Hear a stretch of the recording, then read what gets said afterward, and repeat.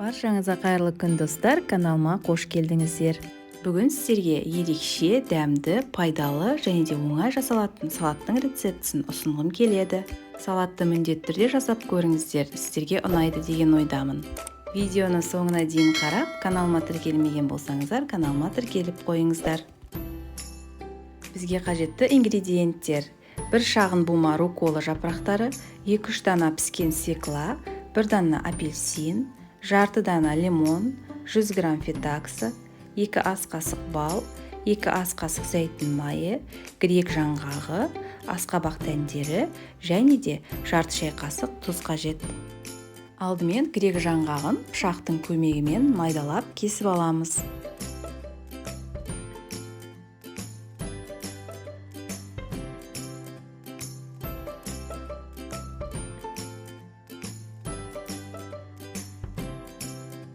Бөлек ыдысқа салып қоя тұрамыз.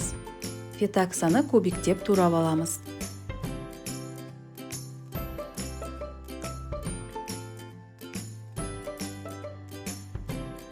Тарелкаға салып қоя тұрамыз. Апельсинді видеодағыдай етіп қабығын аршимыз.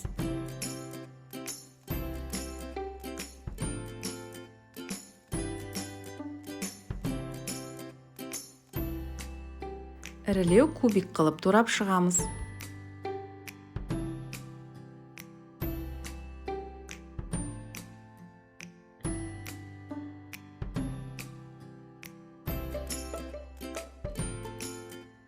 Тарелкаға салып қоя тұрамыз. Енді соусын дайындаймыз. Кесеге зәйтүн майын, тұз және де балды саламыз.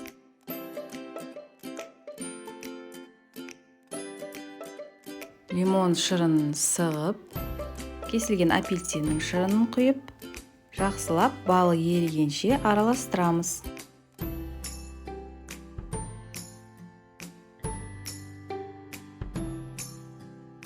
Свекланы ірі кубик етіп турап шығамыз.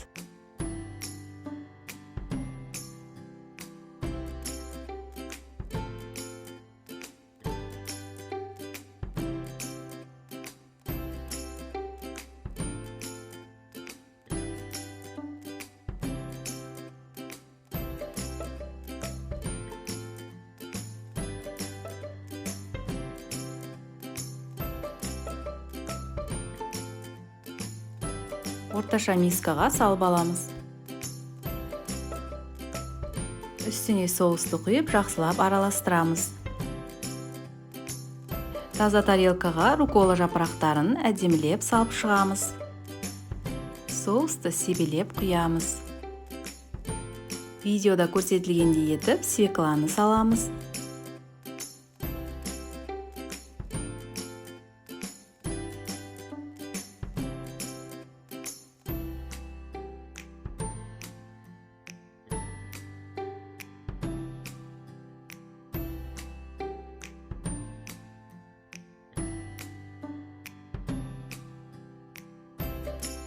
Жаңғақты сеуіп шығамыз.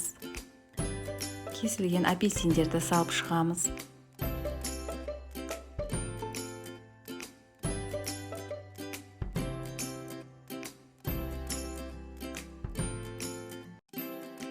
Фетаксаны да орналастырып шығамыз.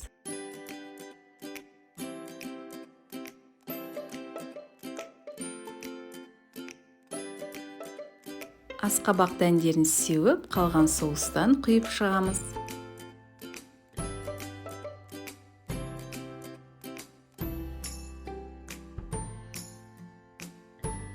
Өте пайдалы, дәмді салатты міндетті түрде жасап көріңіздер.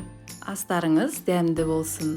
Назарларыңызға көп рахмет. Видео ұнаса, лайк басып, комментарий қалдырыңыздар.